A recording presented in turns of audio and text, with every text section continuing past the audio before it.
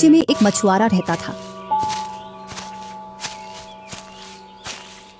एक दिन वह सीधे राज्य के राजा उग्रसेन के दरबार में जा पहुंचा। उसके बारे में कोई नहीं जानता था कि वह एक आम मछुआरा है या जादूगर। उसने राजा के दरबार में आकर कहा, हे मेरे हुजूर, मैं एक सामान्य सा मछुआरा हूँ। मैं रोजी रोटी कमाने के लिए मछलियाँ पकड़ता हूँ और मैं लोगों का हाथ देखता हूँ और हाल बताता हूँ, लेकिन लोग मुझे झूठा, मक्कार और जादूगर कहकर मारते हैं। हालांकि मैं झूठा नहीं हूँ। आज मैं आपकी शरण में आया हूँ, शायद आप मेरी गुहार सुन लें। इतना सुन राजा उग्रसेन को मछुआरे पर दया आ जाती है और वह अपने मंत्री से बोलता है, पूरे राज्य में यह घोषणा करवा दी जाए, जो भी इस मछुआरे को सताएगा उसे सख्त सजा दी जाएगी। पूरे राज्य में ऐलान कर दिया जाता है।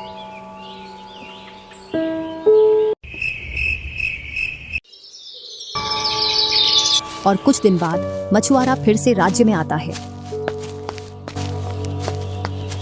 मुझे राजा साहब से मिलना है। सैनिक उसे जाने देते हैं और वह राजा से मिलता है। अब तो तुम्हें कोई परेशानी नहीं है, फिर क्यों आए हो? अब मैं तुम्हारे एहसान के बदले एक तोहफा लाया हूँ। अब तू हमें तोहफा देगा? क्या राजा को भी तोहफे की जरूरत होती है? मछुआरा अपनी टोकरी निकालता है जिसमें एक बड़ी मछली थी।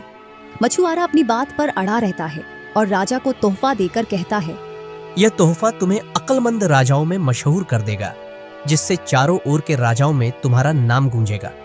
इसे अपने हाथों से पकाकर खाना, किसी और को मत देना, वरना इससे जो ज्ञान और बुद्धि मिलेगी वह बंट जाएगी। राजा मछुआरे की बात को मजाक समझता है और मछुआरा जाते जाते कहता है, इस बात को मजाक मत समझना राजा साहब। राजा मछुआरे की बातों पर ध्यान नहीं देता है और अपने सेनापति को बुलाता है और बोलता है, यह लो मछली, इसे अच्छे से पकाना, जिसे सिर्फ मैं ही खाऊंगा, मगर खबरदार, इसमें से कुछ भी खाया तो तेरा सर कलम कर दिया जाएगा। सेनापति आश्चर्यचकित हो जाता है। उसने सोचा, यह मछली पकवाने के लिए शाही बावर्ची जी को क्यों नहीं दी गई, मगर आदेश था तो सेनापति चुपचाप काम करने लग जाता है। जब सेनापति ने मछली को धोया तो उसने देखा यह आम मछलियों से अलग है।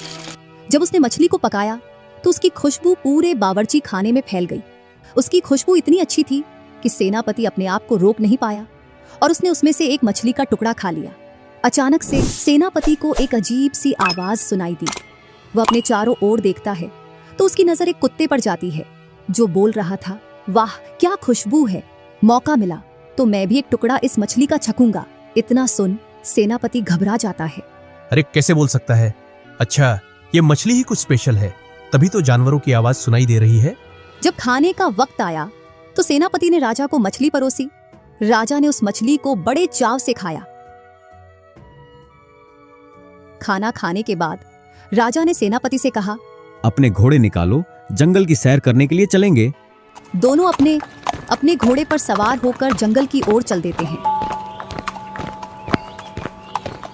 जब वह जंगल पहुंचते हैं तब सेनापति ने सुना कि उसका घोड़ा राजा के घोड़े से कुछ बोल रहा है। काश हम भी आजाद होते तो मस्त जंगल में घूमते, मस्त फल पत्तियां खाते। हाँ, तू बोल तो सही रहा है। अभी मैं तेज भागू तो मेरे ऊपर जो बेटा है वह एक झटके में नीचे गिर जाएगा। अगर ऐसा किया तो यह बाद में मुझे दंड देगा। इतना सुन सेनापति को हंसी आ जाती है। तुम हंस क्यों रहे हो? मुझे तुम पर कुछ संदेह हो रहा है। कुछ नहीं महाराज, जंगल की पुरानी यादें याद आ गई थी, इस वजह से मेरी हंसी छूट गई। लेकिन राजा के मन में शक बैठ जाता है कि सेनापति ने भी घोड़े की बात सुनी है और वह बार बार मछुआरे की बात को याद करता और सोचता, मैंने क्यों दी इसे मछली पकाने के लिए। जब दोनों वापस महल पहुंचे तो राजा ने सेनापति को आदेश दिया, खाने की तैयारी करवाओ और तू मेरे पास खड़ा हो। यह पानी का प्याला थामे रखना, जब तक मैं खाना न खा लूं तब तक। सेनापति खामोशी से राजा का आदेश मानकर खड़ा हो गया। उसी दौरान दो चिड़ियाओं महल की खिड़की पर आ बैठती हैं, जिनमें से एक चिड़िया की चोंच में सुनहरे बाल थे।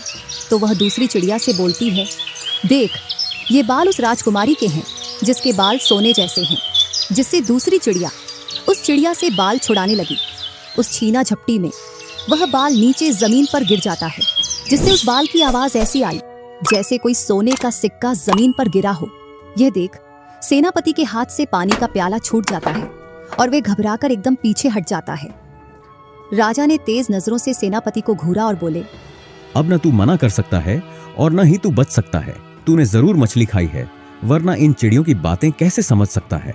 सेनापति घबराते हुए जमीन पर बैठ जाता है और हाथ जोड़कर माफी मांगता है। जी हुजूर, गलती हो गई, मेरा मन उसे समय बहक गया था।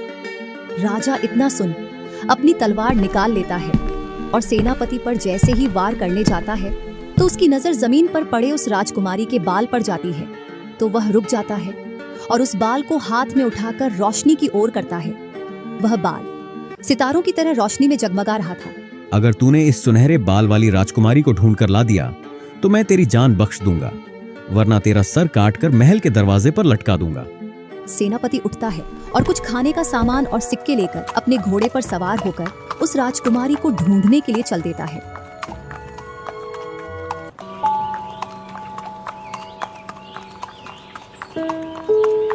कई दिनों तक वह कई राज्यों में भटक चुका था, जिससे वह भूख, प्यास और थकान से टूट चुका था। आखिर एक रात उसने मन ही मन पश्चाताप किया और बोला, अगर इस बार छूट गया तो आगे से किसी की चीजों से हाथ भी नहीं लगाऊंगा। तभी उसकी नजर एक पेड़ पर पड़ी। उसने देखा कि उस पेड़ के नीचे आग भड़क चुकी थी। करीब जाकर देखा तो वह आग पक्षियों के घोंसलों तक पहुंच रही थी। कई सारी चिड़िया और पक्षी अपने बच्चों को बचाने के लिए इधर उधर भाग रहे थे। सेनापति अपने घोड़े से तुरंत उतरा और उसने उस पेड़ के नीचे से टहनियाँ हटाई। फिर उसने आग पर मिट्टी डाली, जिससे आग बुझ गई। यह देखकर चिड़ियाओं शोर मचाने लगी और कुछ पलों बाद सबसे होशियार चिड़िया सेनापति के पास आई और बोली, यह एहसान आपका कभी भुलाया नहीं जाएगा। वक्त पड़ने पर हम आपके काम जरूर आएंगे। सेनापति इतना सुन अपने घोड़े पर सवार होकर आगे चल देता है। फिर वह चलता चलता घने जंगल में पहुंच जाता है। उस घने जंगल में 4 लोग मिलते हैं और उससे बोलते हैं, अरे भाई, कहाँ जा रहे हो इतने घने जंगल में? मैं उस राज्य को ढूंढ रहा हूँ जिसकी राजकुमारी के बाल सोने जैसे हैं। क्या तुमने कभी ऐसी राजकुमारी के बारे में सुना है? वह चारों एक दूसरे को देखे और मुस्कुराए और बोले, हमारे साथ चलो, हम तुम्हें उस राज्य तक पहुंचा देंगे। सेनापति खुशी खुशी उनके साथ चल देता है। मगर जैसे ही वे घने जंगल में पहुंचते हैं, वह चारों लोग सेनापति पर अचानक हमला कर देते हैं और सेनापति का घोड़ा और उसके पास जितना धन था सब उससे छीन ले जाते हैं। सेनापति बुरी तरह जख्मी हो गया। उसने मौत को अपनी आंखों के सामने देखा और वहीं जमीन पर लेट गया और रोने लगा। हे ईश्वर, पहाड़ों, जंगलों, नदियों और सागरों सब में ढूंढ डाला, मगर राजकुमारी का पता नहीं चला। अब कहाँ जाऊं? सेनापति सोच ही रहा था कि अचानक से जंगल में से आवाज आई। तो उसने देखा कि 2 शेर लड़ते हुए उसकी तरफ आ रहे हैं। उनमें से एक शेर घायल होकर वहीं जमीन पर गिर जाता है और एक वहां से भाग जाता है। तो सेनापति दौड़कर उसके पास जाता है। अगर तू अपनी और मेरी जान बचाना चाहता है तो यहाँ से कुछ ही दूरी पर एक पेड़ है, उसमें एक चमकती हुई पत्तियों की बेल लपटी हुई है। अगर तू उसके पत्ते तोड़ लाया तो दोनों की जान बच जाएगी। सेनापति लड़खड़ाता हुआ जंगल में उस पेड़ को ढूंढने के लिए निकल पड़ता है और वह धीरे धीरे उस पेड़ के पास पहुंच जाता है। वह उसमें से कुछ पत्तियां तोड़ लेता है और शेर के पास जाकर उन पत्तियों के रस को सेनापति और शेर दोनों पी लेते हैं, जिससे उनके घाव तुरंत ही भर जाते हैं और वे दोनों स्वस्थ हो जाते हैं। हे मनुष्य, तेरा दिल साफ है, इसलिए ईश्वर ने तुझे मेरे पास भेजा। अब बता, तू इतने घने जंगल में अकेला क्या ढूंढ रहा है? सेनापति अपनी पूरी कहानी शेर को सुनाता है। वह राजकुमारी उस सामने वाली पहाड़ी पर रहती है, लेकिन सावधान रहना, उस पहाड़ी पर बहुत ही खतरनाक और जहरीले जानवर रहते हैं। सेनापति ईश्वर का धन्यवाद करता है और बोलता है, चाहे जान चली जाए, मैं राजकुमारी तक जरूर पहुंचूंगा। अगर तू वाकई राजकुमारी से मिलना चाहता है तो सुन, मैं तेरे साथ चलता हूँ तुझे रास्ता बताते हुए, लेकिन एक बात का विशेष ध्यान रखना, यह रास्ता इतना आसान नहीं है। सेनापति शेर को धन्यवाद देता है और कुछ पत्तियां अपने पास रख लेता है जिनसे उसका जख्म भरा था, और दोनों उस पहाड़ी की ओर चल देते हैं। और शेर उसे जंगल के खतरों से बचाता हुआ पहाड़ी के पास पहुंचा देता है। सेनापति पहाड़ी को देखता है तो पहाड़ी की सबसे ऊंची चोटी पर महल बना था, सूर्य की तरह चमकता हुआ महल। मानो ऐसा लग रहा था जैसे कि सूर्य ही जमीन पर उतर आया हो। सेनापति राज्य महल की ओर चल देता है और राजा के राज दरबार में जा पहुंचता है और राजा से बोलता है, महाराज को मेरा प्रणाम।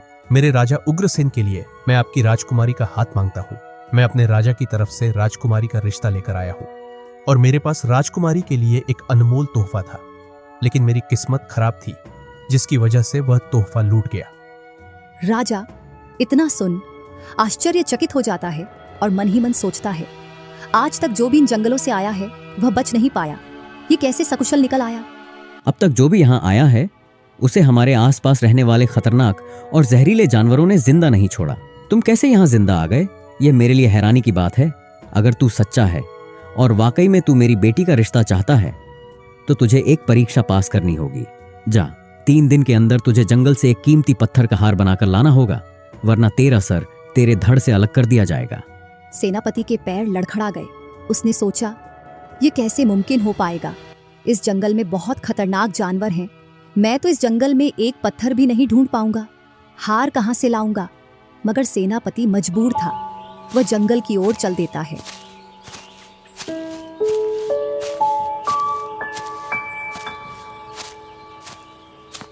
शाम तक उसे एक भी पत्थर नहीं मिला और वह थका हारा एक पेड़ के नीचे बैठ जाता है।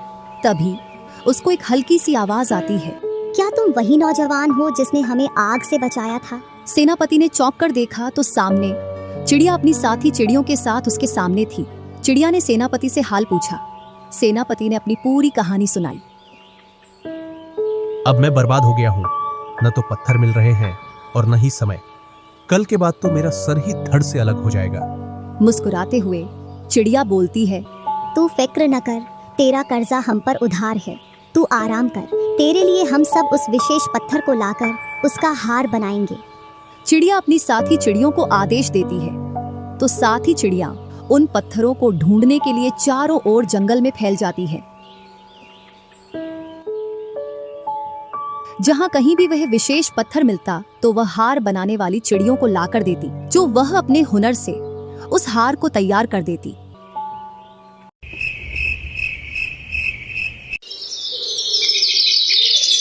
जब वह दूसरी सुबह चिड़ियों के पास आया तो उसे विशेष पत्थर का एक बेहद खूबसूरत हार वहां रखा मिला, जिससे सेनापति आश्चर्यचकित हो जाता है और खुशी के आंसू उसकी आंखों में आ जाते हैं और सेनापति चिड़िया का शुक्रिया अदा करता है।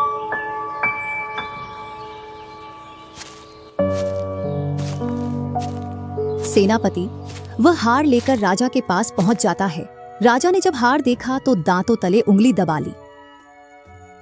मैं मानता हूं कि तू असाधारण मनुष्य है। मैंने यह शर्त इसलिए रखी थी कि जो भी मेरी बेटी का रिश्ता मांगे उसकी योग्यता साबित हो जाए, और आज तूने यह साबित कर दिखाया। तभी राजकुमारी वहां आ जाती है। जैसे ही सेनापति की निगाह राजकुमारी पर पड़ती है तो उसके सुनहरे बाल झलक रहे थे, मानो जैसे कि सूरज की किरणें बिखर रही हों। सेनापति ने पहली बार राजकुमारी को देखा तो अपनी सांसें थामे रह गया। राजकुमारी भी सेनापति को देखकर मुस्कुरा देती है और मन ही मन उसे दिल दे बैठती है। यह नौजवान दूर राज्य से आया है। इसने वह कारनामा कर दिखाया जो आज तक कोई इंसान नहीं कर पाया। अब यह मेरी बेटी के विवाह के लायक है। पूरे दरबार में तालियां बजने लगती हैं।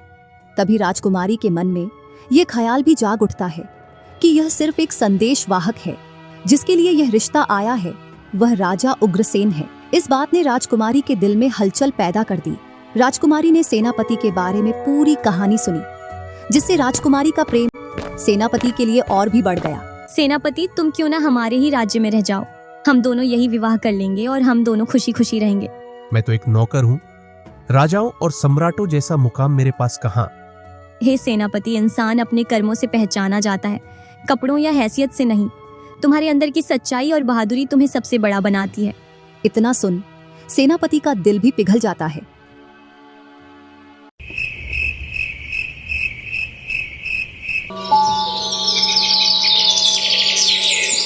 कुछ समय बाद सेनापति राजकुमारी और कुछ सैनिक राजा उग्रसेन के राज्य में जा पहुंचे। तभी राजकुमारी सेनापति से धीमी आवाज में बोलती है, जान लो, मेरा दिल सिर्फ तुम्हारा है। अगर तकदीर मेरा रिश्ता किसी और से बांध दे तो फिर भी मेरा दिल तुम्हारा ही रहेगा। जैसे ही राजा ने राजकुमारी को देखा तो उसकी खूबसूरती से दंग रह गया, मगर राजकुमारी ने अपने दिल पर बोझ महसूस किया, जिससे राजकुमारी कमरे में जाकर अकेले रोने लगी। तुम बाग में जाओ और मेरे लिए कुछ मीठे फल लेकर आओ। जैसे ही सेनापति वहां से निकल जाता है तो राजा अपने सैनिक को इशारा करता और बोलता है, जाओ इसको बाग में ही मार देना। जैसे ही सेनापति बाग में पहुंचता है तो अचानक से सैनिक उस पर आक्रमण कर देते हैं, जिससे सेनापति वहीं जमीन पर गिर जाता है।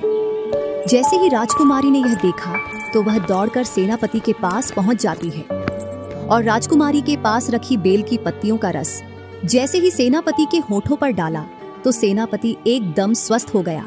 आओ हम यहाँ से भाग निकलते हैं इस जालिम उग्रसेन के राज्य से, इससे पहले कि वो हमें पकड़ ले। जैसे ही वे दोनों दरवाजे तक पहुंचे तो राजा के सैनिकों ने उन दोनों को पकड़ लिया और राजा वहां आ जाता है और गुस्से में बोलता है, यह कैसे मुमकिन हो सकता है कि तुम जिंदा हो? जरूर ये लड़की जादूगरनी है। मुझे वह जड़ी बूटी तुरंत दो जिससे मैं भी अमर हो जाऊं। मैंने सारी पत्तियों का रस सेनापति को पिला दिया, अब कुछ भी बाकी नहीं है और उन पत्तियों में रस भी नहीं है। झूठ बोलती हो, मुझे जख्मी करो और वही औषधि मुझे पिला दो। सैनिकों ने राजकुमारी से वह पत्तियां छुड़ा ली और राजा पर तलवार से वार कर दिया। जब उन पत्तियों को निचोड़ा गया तो उनमें कुछ भी नहीं निकला, जिससे राजा की वहीं मृत्यु हो जाती है। और राजा का कोई वारिस भी नहीं था, तो अब राज्य का राजा किसे बनाया जाए? सभी की सलाह से सेनापति को राजा बनाया गया, क्योंकि सेनापति जैसा और कोई बल बुद्धि में नहीं था।